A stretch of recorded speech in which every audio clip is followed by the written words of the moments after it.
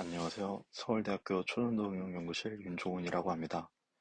이번 챕터에서는 초전도 자석 냉각 시에 필요한 쿨링 파워에 대해서 말씀드리겠습니다. 초전도 자석에서는 외부에서 전도 대류 복사를 통해 전달되는 열과 초전도 자석의 조인트 리드에서 발생하는 열, 그리고 AC 로스 같은 발열이 자석 내부에서 발생하게 됩니다. 따라서 우리가 원하는 운전 온도로 유지하기 위해서는 당연히 냉각이 필요하게 됩니다. 이번 챕터에서는 초전도 자석의 냉각 과정을 열역학적 개념을 통해서 간단하게 말씀을 드리고, 그 냉각기의 성능 곡선을 통해서 자석의 필요 능력을 어떻게 추정할 수 있는지 설명하도록 하겠습니다.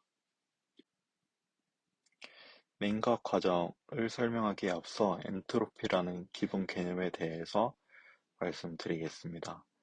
엔트로피는 측정 가능한 어떤 물리적인 특성으로 불확실성과 관련된 특성입니다.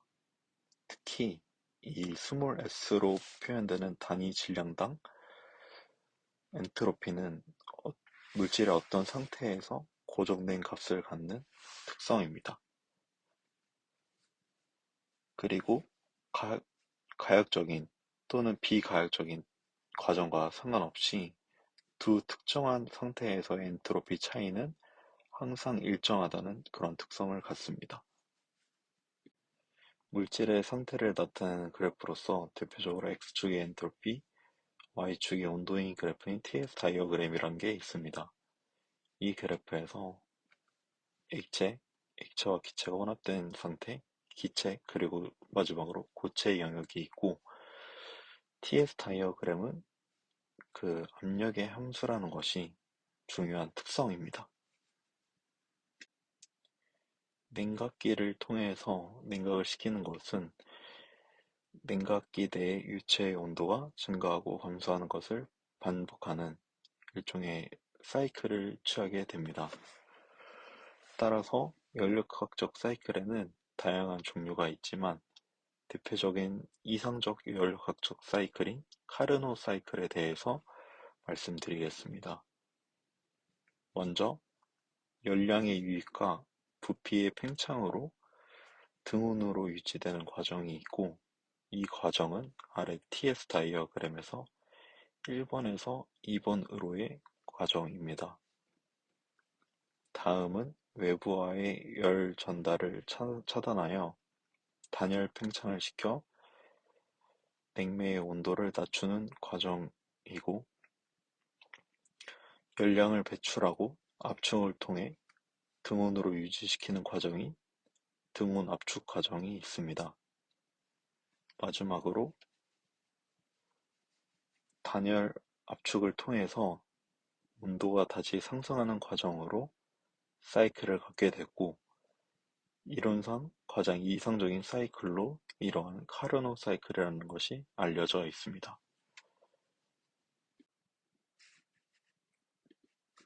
실제 냉각기를 통한 냉각 효율은 이상적인 카르노 사이클보다 높을 수가 없기 때문에 실제 발열량 비해서 요구되는 쿨링 파워는 카르노 사이클보다 증가할 수밖에 없습니다.